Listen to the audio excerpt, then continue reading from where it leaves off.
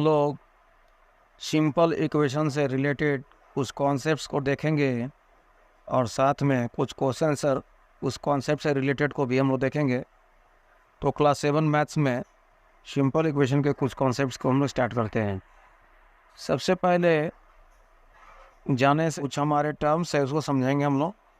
जैसे वेरिएबल्स लिखा हुआ है, तो कोई भी क्वांटिटी का ऐसा वैल्यू जो फिक्स होता हो, जो फिक्स नहीं होता हो, उसको हम लोग वेरिएबल्स बोलते हैं। जैसे इसको अल्फ़ाबेट के स्मॉल लेटर से शो किया जाता है, small a b c x y z, मतलब कोई भी अल्फ़ाबेट का स्मॉल लेटर से इसको हम लोग शो करते हैं। ये वेरिएबल होता है। वेरिएबल जो होता है वो वेरी वर्ड से बना हुआ है, VARY, और इसका मतलब होता है टू चेंज, मतलब बार बार जिसका वैल्यू को हम लोग चेंज कर सकें, तो वैसे क्वांटिटी को हम लोग वेरिएबल बोलते हैं। फिर आता है कांस्टेंट। अगर किसी भी क्वांटिटी का वैल्यू फिक्स कर दिया जाए तो वो हमारा कांस्टेंट होता है। जैसे फॉर एग्जांपल जितने भी नंबर्स होते हैं वो सारे हमारे कांस्टेंट होते हैं। जैसे 1/2 बोल सकते हैं, 0.24, -4, या हम लोग 0 भी बोल सकते हैं, या पाई भी बोल सकते हैं। ये जितने भी वैल्यूज़ होते हैं जिस क्वांटिटी के जो फिक्स होते हैं उसको हम लोग कांस्टेंट बोलते हैं। अब यहाँ से हम लोग का और भी टॉपिक स्टार्ट होता है, अलजेब्रिक एक्सप्रेशंस। तो वेरिएबल और कांस्टेंट जैसा कि हम लोगों ने ऊपर पढ़ा है, अगर इसमें हम लोग मैथमेटिकल ऑपरेटर लगा देते हैं, जैसे मैथमेटिकल ऑपरेटर जैसे हम लोग जानते हैं addition, subtraction, multiplication and division, तो अगर कांस्टेंट वेरिएबल के बीच में ये चारों में से कोई भी एक साइन लगा हो तो उसको हम लोग अलजेब्रिक एक्सप्रेशंस बोलेंगे। जैसे फॉर एग्जांपल हम लोग यहाँ देख पा रहे हैं, यहाँ लिखा हुआ है 2x, दैट मीन्स कि 2 और x में मल्टीप्लाई हो रहा है। अगर कोई भी दो टर्म लिखा हो अलजेब्रिक सेंस में और उसके बीच में कोई साइन नहीं हो तो समझेंगे कि मल्टीप्लाई है, दैट मीन्स कि 2 और x में मल्टीप्लाई हो रहा है। t/6, जब बाई का साइन लग ही गया है तो इसे मतलब डिवाइड है, तो t इज डिवाइडेड बाई 6 हो जाएगा। y+5, तो y जो 5 से ऐड हो रहा है, 6 - x, मतलब x को हम लोग 6 से सब्ट्रैक्ट कर रहे हैं। ये कुछ बेसिक टर्म है जिसको हम लोग को समझना है। अब हम लोग आते हैं सिंपल इक्वेशन। उससे पहले इक्वेशन को हम लोग समझते हैं। An equation is a condition on a variable. Equation जो होता है वेरिएबल पर कुछ कंडीशन या शर्त लगा देते हैं तो वो हमारा इक्वेशन होता है। अब कंडीशन का क्या मतलब हुआ? Condition means two expression should have equal value and at least one of the two expression must contain the variable। मतलब दोनों तरफ अलजेब्रिक एक्सप्रेशन होना चाहिए, बीच में इक्वल का साइन होना चाहिए, और किसी भी तरफ लेफ्ट साइड या राइट साइड में कोई ना कोई एक वेरिएबल होना चाहिए। फॉर एग्जांपल यहाँ हम लोग देख पा रहे हैं 4x = 6, तो 4x जो है एक अलजेब्रिक एक्सप्रेशन है, 6 की तरफ भी एक्सप्रेशन है, दोनों के बीच में इक्वल है, और 4x = 6 में x हमारा वेरिएबल भी है। तो ऐसे को हम लोग इक्वेशन बोलेंगे। ये सारा एग्जांपल हम लोग का एक्सप्रेशन का है जिसमें एक्सप्रेशन भी है और इक्वल का साइन, इसलिए इसको हम लोग अलजेब्रिक इक्वेशन बोलेंगे।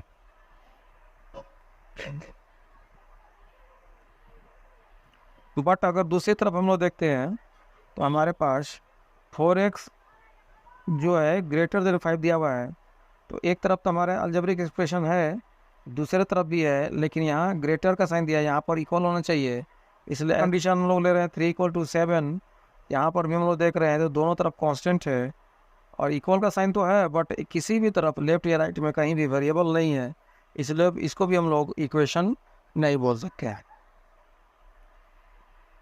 इसके बाद दूसरा जो कुछ नियम्स है उसको समझना हम लोग को। एक्सप्रेशन को लेफ्ट से राइट या राइट से लेफ्ट करेंगे तो उनमें कोई चेंज नहीं होगा। क्या मतलब? जैसे 3x + 5 = 7 लिखा हुआ है, तो अगर हम लोग 7 को लिखेंगे लेफ्ट हैंड साइड में और 3x + 5 को राइट में, तो इसमें किसी प्रकार का कोई साइन चेंज नहीं होगा। तो ये हमारा एक दूसरा रूल है। अब कुछ स्टेटमेंट को देखते हुए हम लोग इक्वेशन फॉर्म करना है। जैसे लिखा हुआ है the sum of 3 × x and 11 is 32, 1/4 of m is 3 more than 7, 1/3 of a number plus 5 is 8, subtract 5 from 6 times a number, you get 13। तो सबसे पहले हम लोग पहला क्वेश्चन को लेते हैं, the sum of 3 times x and 11 is 32। मतलब एक नंबर कोई है, उसका 3 टाइम्स में 11 जब जोड़ते हैं तो 32 हो जाता है। यहाँ पर ऑलरेडी हम लोग का बताया जा चुका है कि वो नंबर x है, इसका 3 टाइम्स की बात करेंगे तो 3x हो जाएगा। और सम का मतलब होता है प्लस करना, 11 से प्लस कर देंगे तो सम ऑफ 3 टाइम्स x एंड 11, इतना का मीनिंग हो जाएगा 3x + 11। और ये कितना है, इज 32, इज के जगह में इक्वल का साइन देंगे और 32 यहाँ। तो इस प्रकार से हम लोगों ने सिंपल इक्वेशन वर्ड प्रॉब्लम को देखते हुए तैयार किया। नेक्स्ट क्वेश्चन हमारे पास है 1 4 m इंटू 1/4 हो जाएगा, that will be m/4। 7 more than 1/4, 7 जो है उसमें जोड़ देने पर हमारा रिजल्ट आता है 3। इस तरह से हम लोग बोल सकते हैं कि m/4 + 7 = 3। 1/3 of A number + 5 is 8। हमारे पास नंबर नहीं गिवन दिया हुआ है, तो हम लोग मान लेंगे एक नंबर हमारे पास x है, उसका 1/3 की बात करते हैं तो x/3 हो जाएगा। उसमें +5 करेंगे तो x/3 + 5, और इज 8, दैट मीन्स की इक्वल टू 8, तो x/3 + 5 = 8 हो जाएगा। हम इसी तरह से हम लोग इक्वेशन को फॉर्म कर सकते हैं। अब हमारे पास इक्वेशन ऑलरेडी गिवन है, इसको स्टेटमेंट में कैसे ले जाएंगे इसको हम लोग सीखेंगे। तो यहाँ देख रहे हैं कि x - 5 = 9 लिखा हुआ है। इसका मतलब क्लियर है कि माइनस साइन को हम लोग वर्ड में सब्ट्रैक्ट बोलते हैं। तो 5 जो है x से सब्ट्रैक्ट हो रहा है, दैट मीन्स कि 5 सब्ट्रैक्टेड फ्रॉम x इज 9। इसी तरह से हम लोग देख रहे हैं कि 5p = 20। तो हम लोग पहले से जानते हैं कि अगर कोई भी दो एक्सप्रेशन के बीच में कोई साइन नहीं होता है तो मल्टीप्लाई होता है। तो हम लोग ये मल्टीप्लाई को वर्ड प्रॉब्लम में टाइम्स भी बोल सकते हैं, प्रोडक्ट भी बोल सकते हैं। तो यहाँ पर 5 टाइम्स ए नंबर, मतलब वो नंबर फ्री है, तो 5 टाइम्स ए नंबर इज 20। और इक्वेशन को देखते हुए स्टेटमेंट में हम लोग उसको बदल सकते हैं।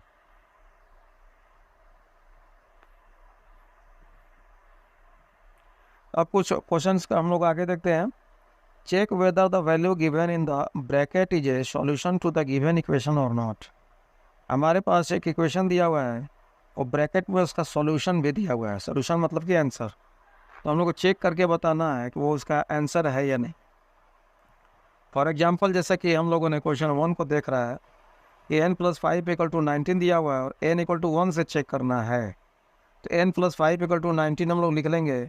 इसमें n + 5 जो है वो LHS पार्ट है और 19 का तरफ RHS पार्ट है। अगर ये दोनों तरफ से LHS और RHS हमारा इक्वल हो जाता है तो हम लोग बोल सकते हैं कि उसका आंसर है। LHS पार्ट में जब हम लोग चलेंगे तो n + 5, तो n + 5 दैट मीन्स कि 1 + 5 हो जाएगा = 6। ये n 1 कहाँ से हुआ, तो n का वैल्यू 1 दिया हुआ है, इसलिए n का वैल्यू को हम लोग 1 से रिप्लेस किया। और RHS देख रहे हैं 19, तो यहाँ साफ क्लियर पता चल जा रहा है कि LHS और RHS हमारा इक्वल नहीं हुआ।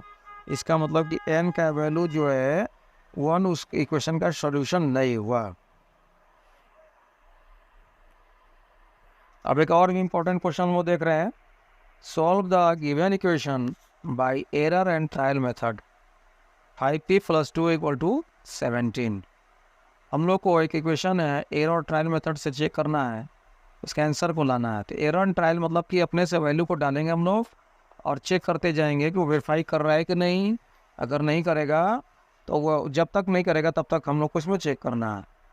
तो हम लोग सबसे पहले इस क्वेश्चन में p का वैल्यू 1 लेकर चलते हैं। तो p का वैल्यू जब 1 लेंगे तो 5p + 2 मतलब 5 × 1 + 2, तो 5 + 2 दैट विल बी 7। और RHS में देख रहे हैं 17, तो 7 17 के इक्वल कभी हो ही नहीं सकता है। इसका मतलब p = 1 उसका आंसर नहीं हुआ। p का वैल्यू जब 2 लेकर चलेंगे तो 5 × 2 + 2 हो जाएगा, दैट विल बी 10 + 2 = 12। और इधर से राइट साइड में 17 है, ये भी इक्वल नहीं हुआ। इसका मतलब ये भी इसका आंसर नहीं हुआ। p = 2 भी इसका आंसर नहीं हुआ। 3 + 2 that will be 15 + 2 that will be 17। तो 17 देख रहे हैं RHS में भी आ गया और LHS में भी। इसका मतलब क्लियर हो गया कि जो p का वैल्यू है या सोल्यूशन है या आंसर है उस इक्वेशन का p = 3 पर वो सेट हो जाएगा। तो इस तरह से हम लोग हिट एंड ट्रायल मेथड में बार बार डालते हैं वैल्यू को और निकाल कर चेक करते हैं कि क्या वो पॉसिबल हो रहा है या नहीं हो रहा है। अब हम लोग को इक्वेशन फॉर्म करना है, थोड़ा सा ये वर्ड प्रॉब्लम बड़ा है, इसको देखते हुए हम लोग को फॉर्म करना है। सबसे पहले क्वेश्चन को हम लोग समझते हैं।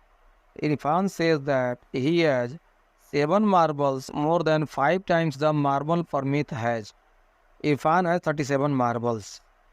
इरफान के पास 7 मार्बल है और वो ज़्यादा है परमीत के 5 गुने मार्बल से।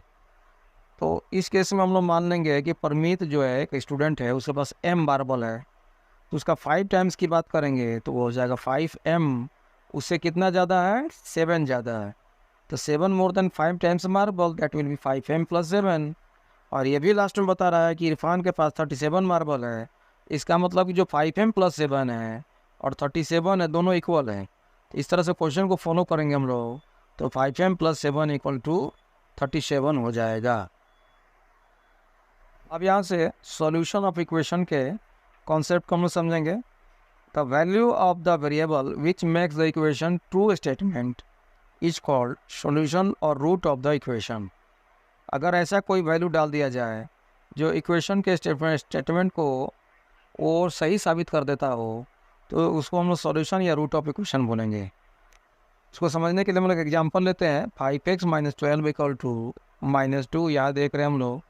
अब x का वैल्यू को हम लोग 2 डालकर देखते हैं कि क्या असर पड़ रहा है। तो LHS पार्ट हमारे पास 5x - 12 है। 5x - 12, इसका मतलब कि x का वैल्यू को हम लोग 2 से रिप्लेस करना होगा। तो 5 × 2 - 12, तो इसका मतलब कि 10 - 12 = -2। और RHS पार्ट देख रहे हैं वो -2 है, तो -2 है। इसका मतलब LHS और RHS इक्वल हो गया। इसका मतलब क्लियर हो गया कि x का वैल्यू 2 है और वही इस इक्वेशन का सॉल्यूशन है, या रूट भी बोल सकते हैं। अब सॉल्यूशन को इक्वेशन को सॉल्व करते समय कुछ रूल्स होते हैं, उसको समझना है। किसी भी इक्वेशन में हम लोग सेम क्वांटिटी को जोड़ सकते हैं। किसी भी इक्वेशन में दोनों साइड में हम लोग सेम क्वांटिटी को घटा सकते हैं। किसी भी इक्वेशन में LHS और RHS दोनों साइड में हम लोग सेम नंबर से मल्टीप्लाई कर सकते हैं। और ठीक उसी प्रकार से किसी भी इक्वेशन के LHS और RHS पार्ट में सेम नंबर से हम लोग डिवाइड कर सकते हैं। अब हमारे पास कुछ क्वेश्चन है, उसको देखेंगे हम लोग। हमारे पास इक्वेशन दिया हुआ है x - 1 = 0, और इसमें सबसे पहले हम लोग को वेरिएबल को सेपरेट करते हुए बनाना है। तो कैसे बनाएंगे हम लोग? यहाँ पर हम लोग देख रहे हैं कि x - 1 = 0। ये -1 को हम लोग तभी हटा पाएंगे जब इसमें +1 करेंगे। और थोड़ा देर हम लोगों ने पहले पढ़ा है कि जो LHS पार्ट में ऐड करेंगे तो RHS पार्ट में भी ऐड करना होगा। तो +1 जब हम लोग अपने से ऐड कर रहे हैं तो +1 हम लोग इधर भी ऐड करना होगा। तो 1 और -1 कैंसिल हो जाएगा, तो x = 1 हो जाएगा। तो इस प्रकार से हम लोग किसी भी इक्वेशन के वेरिएबल को सेपरेट करके उसको सॉल्व कर सकते हैं। एक क्वेश्चन और हम लोग ले लेते हैं। जैसे यहाँ पर हमारे पास दिया हुआ है x + 6 = 2। तो 6 को जब -6 करेंगे तो वो बैलेंस करके उसको 0 कर देगा। तो जब -6 इधर करेंगे तो हमको -6 इधर भी सब्ट्रैक्ट करना होगा। तो 6 और 6 कैंसिल हो जाएगा, तो x बचेगा। और 2 - 6, जैसा कि हम लोग जानते हैं इंटीजर के केस में कि 6 बड़ा है और 6 से पहले माइनस है, 2 से पहले प्लस है। उल्टा साइन में हमेशा घटाते हैं, तो 6 में से 2 गया 4, और 6 बड़ा है इसलिए -4 हो गया। तो इस तरह से x का वैल्यू -4 हो गया। तो इस तरह से हम लोग किसी भी इक्वेशन में वेरिएबल को सेपरेट करके और अलग ढंग से इसको बना सकते हैं। अब एक मल्टीप्लिकेशन वाला हम लोग देख लेते हैं। जैसा कि हमारे पास क्वेश्चन दे रखा है 3l = 42, तो हमको ये 3 हटाने के लिए 3 से डिवाइड करना होगा। तो जब LHS में डिवाइड करेंगे तो RHS में भी हमको डिवाइड करना होगा। तो LHS में जब हम लोग बात करते हैं 3l/3, ये 3 कट जाएगा। और RHS की बात करते हैं तो 42/3, तो यहाँ भी हम लोग या तो काट दें या डिवाइड कर सकते हैं। तो 3 को 42 से डिवाइड करेंगे तो 14 आ जाएगा, और ये 3 तो कटा हुआ रहेगा, तो l = 14 हो जाएगा। एक हम लोग मल्टीप्लिकेशन का भी हम लोगों ने केस देख लिया। अब एक डिवाइड का देख लेते हैं हम लोग। यहाँ पर दे रखा है b/2 = 6, तो b/2 = 6 लिखा हुआ है। इस 2 को हटाने का एक ही तरीका है कि इसमें हम 2 से मल्टीप्लाई कर देंगे। तो जब LHS में 2 से मल्टीप्लाई करेंगे तो RHS में भी हम लोगों को करना होगा। तो 2 और कट जाएगा हमारे पास, तो b = हो जाएगा 6 × 2 = 12। तो यही हम लोग देख रहे हैं b = 12 हो जाना। इस तरह से हम लोग आराम से वेरिएबल को सेपरेट करते हुए बना सकते हैं। अब कुछ डिफ़िकल्टी लेवल ज़्यादा हो जाएगा तो कैसे करेंगे हम लोग, जैसे यहाँ पर क्वेश्चन देख रहे हैं 3n - 2 = 46। तो सबसे पहला हमारा टारगेट रहेगा कि इस -2 को हटाएंगे और फिर 3 को हटाएंगे तब बनाएंगे। तो -2 को हटाने का एक ही तरीका है, ये -2 में +2 कर देंगे। तो जब हम लोग LHS में करेंगे +2 तो RHS में भी +2 करना होगा। तो इस तरह से हम लोग का 2 और -2 कैंसिल हो जाएगा। लेकिन इधर हम जब RHS की बात करेंगे तो 46 + 2 48 हो जाएगा। अभी भी n के पहले पीछे 3 है, 3 को हटाना हमको, तो उसको 3 से डिवाइड करेंगे तो इधर भी 3 से डिवाइड करना होगा। तो यहाँ तो 3 कट जाएगा तो n बचेगा और 3 48 से करेंगे तो 16 हो जाएगा। तो इस प्रकार से n का वैल्यू 16 हो जाएगा।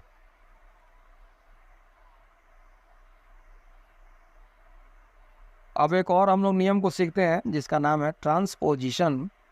अगर अब हम लोग क्या करते हैं, इसमें लेफ्ट वाला पार्ट को राइट के साइड करके उसको हम लोग सॉल्व करते हैं। ज़्यादातर केसों में हम लोग को इस ट्रांसपोजिशन के आधार पर ही बनाना होता है। जैसे हमारे पास क्वेश्चन दे रखा है 4x + 2 = 8। सबसे पहले हमारा टारगेट रहेगा कि LHS को 2 को हटाएँ और फिर जब वो 2 हट जाता है तो फिर इस 4 को हटाएँगे। तो +2 का जब ट्रांसपोजिंग करेंगे दूसरे तरफ में, तो यहाँ +2 है तो इक्वल के तरफ में -2 हो जाएगा। तो 8 - 2 दैट विल बी 6। 4x = 6। अभी भी 4 हमारे पास बचा हुआ है। तो उस केस में हम लोग क्या करेंगे, 4x = 6 लिखा हुआ है तो इस 4 को जब इधर से हटाएंगे इधर ले जाएंगे तो x = हो जाएगा 6/4। इसको हम लोग काट करेंगे, 2 2 जा 4 और ये हो जाएगा 3/2 हो जाएगा। तो इस प्रकार से आंसर हमारा x = 3/2 होगा। अब हमारे पास कुछ और भी क्वेश्चंस हो सकते हैं। जैसे हमारे पास एक सॉल्यूशन दे रखा है x = 4 और इसको हम लोग को इक्वेशन फॉर्म करना है। तो जैसे x = 4 है तो अगर हम इस x के पीछे में 2 से मल्टीप्लाई करेंगे तो हमको राइट साइड में 4 में भी मल्टीप्लाई करना पड़ेगा 2 से। तो 4 2 जा 8 और ये 2x = 8। या दूसरे तरह से हम लोग ये लिख सकते हैं 2x - 1 = 7। मतलब सॉल्यूशन से इक्वेशन फॉर्म करने का जो तरीका है, इस तरह से हम लोग स्क्वाड प्रॉब्लम को देखते हैं और सॉल्व भी करते हैं। When I subtracted from 11 from a twice a number the result was 15 find the numbers। बोल रहा है कि अगर हम 11 सब्ट्रैक्ट कोई भी नंबर ले लेते हैं उसको ट्वाइस करते हैं, दैट मीन्स के 2 गुना करते हैं और उसमें से 11 घटाते हैं तो 15 आता है। तो एक्चुअल में वो नंबर है कितना। तो सबसे पहले हम लोग क्या करेंगे कि मान लेंगे कोई नंबर x है तो ट्वाइस उस नंबर का हो जाएगा 2x। इसमें से 11 सब्ट्रैक्ट करना है, दैट मीन्स कि 2x - 11। तो 2x - 11 की बात करते हैं तो 15 हो जाता है। ये जो -11 इधर आकर के प्लस हो जाता है तो 2x = 15 + 11 हो जाएगा 26। तो x का वैल्यू जब निकालेंगे तो हो जाएगा 26 / 2, तो ये हो जाएगा 13।